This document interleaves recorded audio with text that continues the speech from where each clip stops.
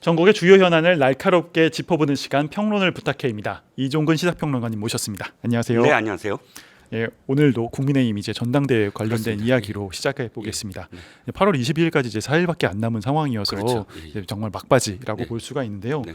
어제도 이제 2차 토론이 있었습니다. 네네. 뭐 결선이 없다면 이제 내일이 또 마지막 토론이 될 텐데 네네.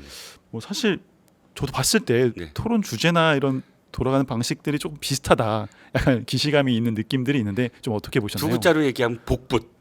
지난주에 했던 것과 네. 그냥 붙여다가 그냥 똑같이 하면 지난주랑 이번 주랑 똑같아 보였거든요. 과거 그러니까 넬슨 만델라 남아프리카 공화국 대통령이 이런 말을 했어요.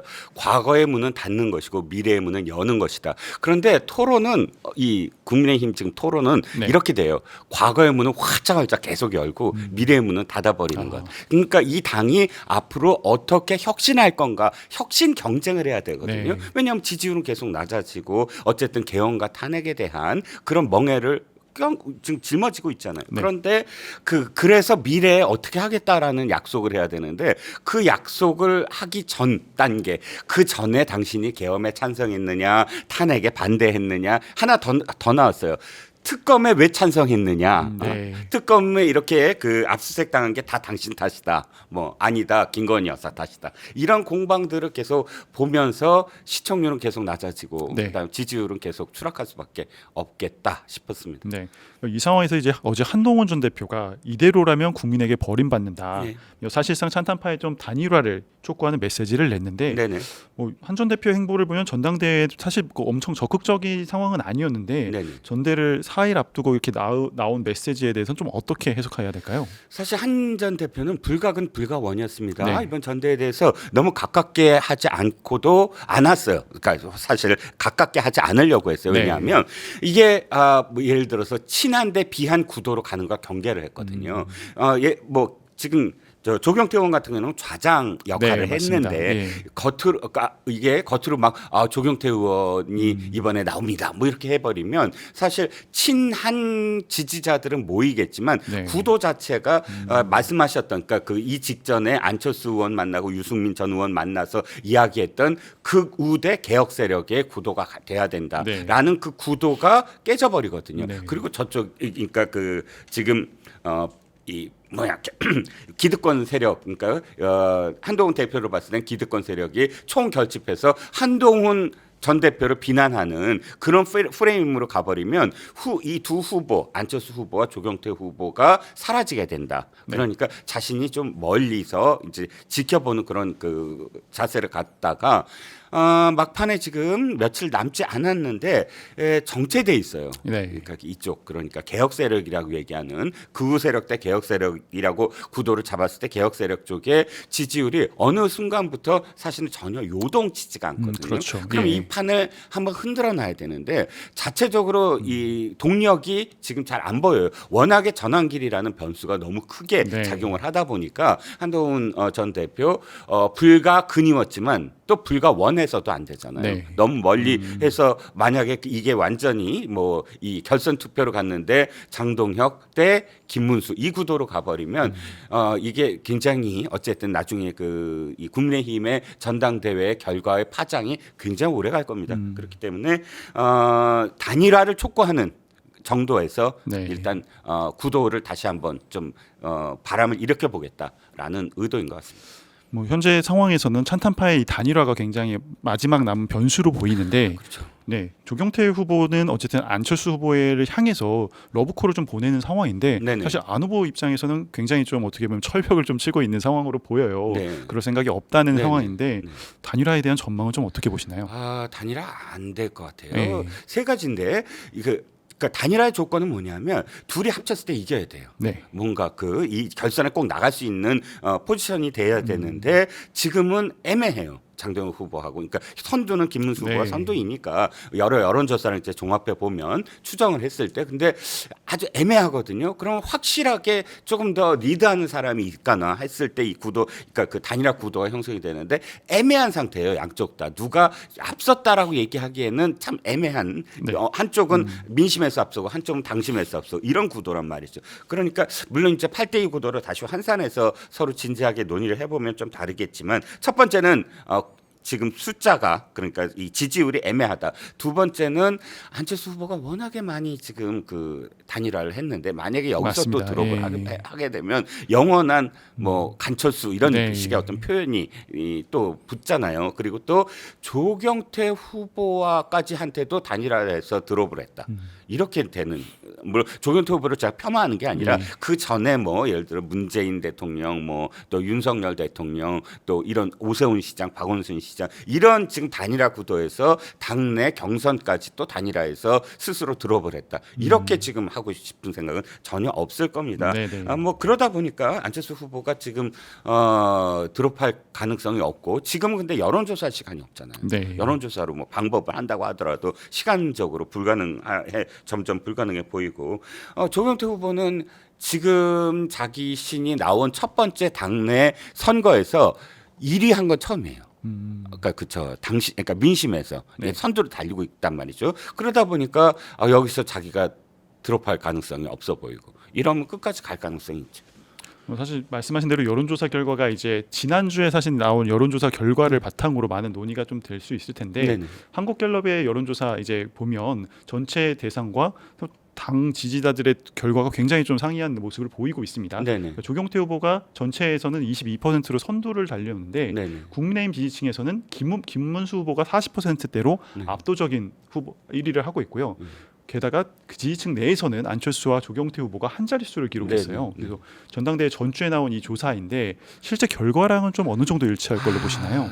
자, 이 지금 보여주신 지지율에서 한 가지 지금 제외시킨 게 뭐냐면, 국민의힘 쪽, 그러니까 무당층에서 유보가 얼마나 나왔느냐예요. 네. 유보가 얼마나 나왔냐면 33%나 네. 나와요. 어마어마하잖아요. 이 33%를 유입하지 않으면 네. 사실 추론거림이 없는 거예요. 네. 그런데 지금의 어떤 상황에서 33%가 이제 좀 바뀌고 있어. 들어가, 이제 관심을 둬야 돼. 네. 라는 계기가 없거든요. 계기가 현재까지 없거든요. 네. 그렇다면 단일화라는 마지막 변수가 작용하지 않는다면 거의 유사할 거다라는 네. 생각입니다.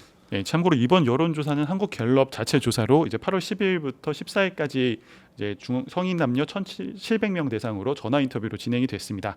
자세한 사항은 중앙선거 여론조사 심의위원회를 참조 부탁드리겠습니다. 이어서 좀 질문을 드리겠는데요. 안철수 후보가 어쨌든 전당대회를 앞두고 행보를 보면 특히 광복절 경축식에서 그 피켓 시위를 하는 모습들이 이제 사진이나 영상으로 많이 보여졌는데, 아무래도 조경태 후보보다 조금 더 강경한 모습을 보이고 있는 걸로 보입니다. 좀 이런 것도 지지율과 좀 영향이 있다고 볼 수 있겠죠. 그럼요. 그 안철수 후보가 보여준 그런 뭐 중도 이미지, 합리적 이미지, 이런 이미지가 사실은 또 안철수 후보의 지지율을 그냥 갇히게 만드는 것도 네. 있거든요. 워낙에 오랫동안 그런 어떤 이미지가 고착화돼 있기 때문에.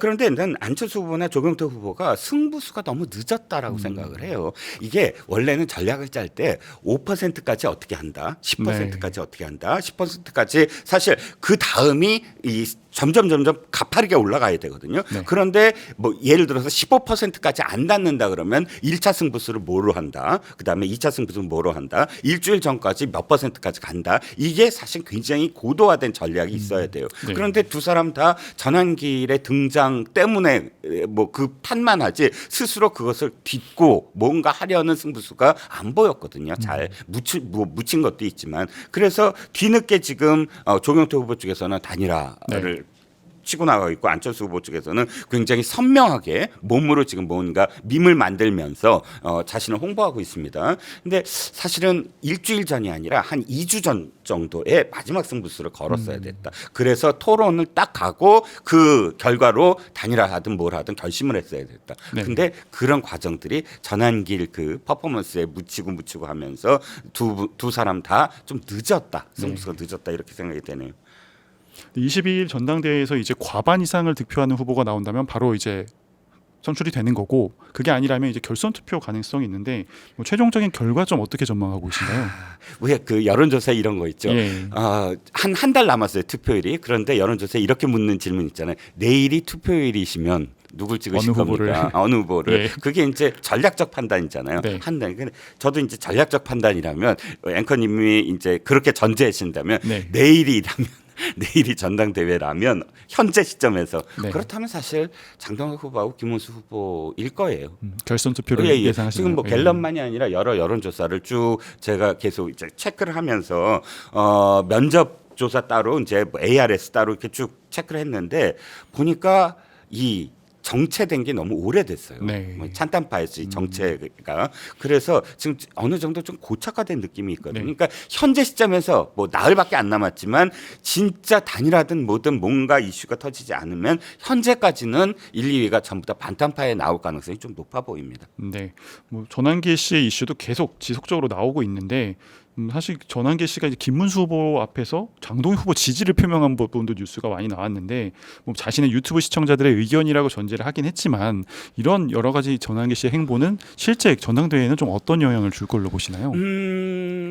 상당히 영향을 미칠 거라고 봅니다. 왜냐하면 저는 이제 김문수 후보를 사실 지지하는 층은 전광훈 계열 그러니까 네. 두 분이 원래 또 자유통일당도 함께 만들었잖아요.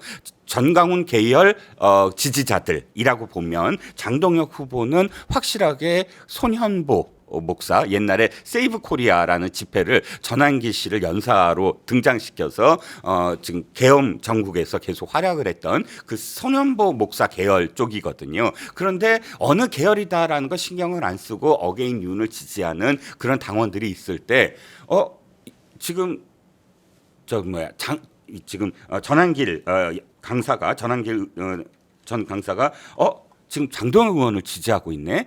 그러면 장동혁 의원을 지지해야 되나 보다라고 마음을 먹을 그 네. 층들이 더 많아 보이거든요. 그러니까 김문수 후보나 뭐 전환길 강사나 전부 다 두 사람이 함께 늘 뭐 이렇게 연단에 서고 그랬기 때문에 그 차이가 사실 차이를 인지하지 못했던 상황들이 많았기 때문에 그 선을 확실히 그으면서 마지막에 전환길 강사도 장동혁 후보를 지지하는 네. 승부수를 띄웠다. 이것도 승부수라고 보여요. 지금. 네. 저희 그럼 이제 특검 부분으로 좀 넘어가 보도록 하겠습니다. 이제 국민의힘은 새 당대표 선출을 앞두고 압수수색 위기에 처해 있어요. 오늘 이제 김건희 특검의 추가 압수수색도 좀 예고되어 있어서 이제 비상의총으로 국힘에서는 이제 대응하려고 하고 있는데 뭐 사실 국민의힘이 이제 특검과 전면전을 좀 선포하는 상황, 이제 민심에는 좀 어떤 작용을 할 걸로 보시나요? 뭐 민심이 좋진 않겠죠. 이번에는 통일교와 그다음에 건진법사의 녹취록이 나왔잖아요. 예. 그래서 지금 권성동 의원을 지지한다 안 한다 하면서 전당대회에 상당히 개입한 증거가 나와 있어요. 그걸로 이제 바탕으로 해서 당원 명부를 달라고 하는 건데 또 당원 명부가 그렇게 쉽게 노출되는 건 문제가 있습니다. 그렇죠. 확실히 문제가 네. 있어요. 그거는 그러니까 우리가 양대 정당에서 지켜야 될 어떤 선이 있거든요. 근데 당원 명부를 몽땅하면 이 특검이라는 게 객관적인 어떤 특검이라기보다는 특정 정당이 지금 선정한 특검이잖아요. 특정 정당이 선정한 특검에서 더군다나 특검법에 따르면 상당히 범위가 넓어요. 네. 그랬을 때 이 당에 들어가서 마음껏 거기서 자료를 갖고 나왔을 때 앞으로 선거에 어떤 영향을 미치게 될지 앞으로의 선거 또 이 당이 갖고 있었던 어떤 당내 선거 과정에서의 가져가야 될 기밀 뭐 이런 것들이 전부 드러날 가능성이 네. 있거든요. 그렇기 때문에 어쨌든 타협을 할 수 있다면 임의제초 형식으로 잘 협상을 할 수 있었으면 하는 바람입니다.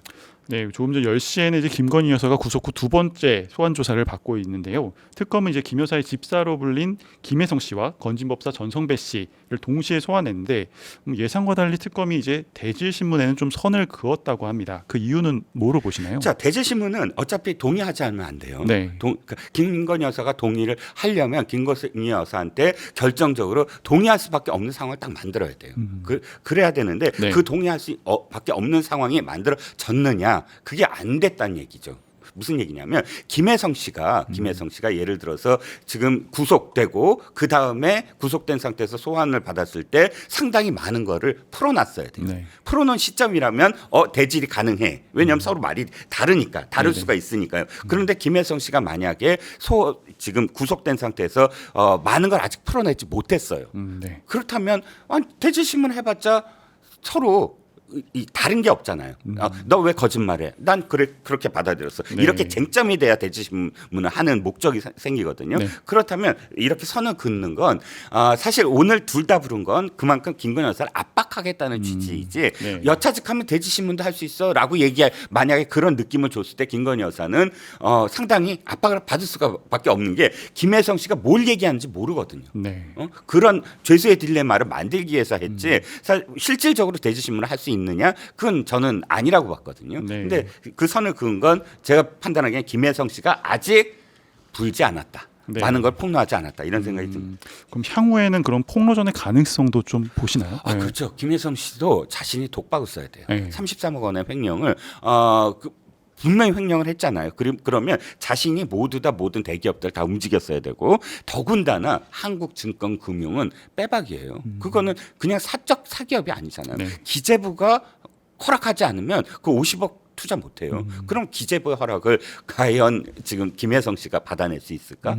이건 말이 안 되잖아요. 네네. 그렇다면 김혜성 씨는 자신의 형량을 줄이기 위해서 진실을 말하는 순간이 올 거다라고 생각합니다. 네, 김 여사는 지난 조사에서 이제 대부분의 혐의의 진술 거부권을 행사했는데 뭐 2차 조사에서도 좀 비슷한 양상이 좀 예상되시나요? 현재는 보석을 위해서 자신이 아프다는 거 계속 깔면서 네. 그때까지는 진술 거부로 계속 유지를 할 겁니다. 네네. 자신이 얘기하기 시작하면 그게 굉장히 나중에 큰 문제가 생긴다는 걸 알거든요. 네. 더군다나 지난번에 아무것도 아닌 저가라는 말이 얼마나 파장을 일으켰는지 충분히 변호사들이 설득을 했을 겁니다. 네. 그러니까 진술 거부권을 상당히 오랜 기간 동안은 유지할 겁니다. 네.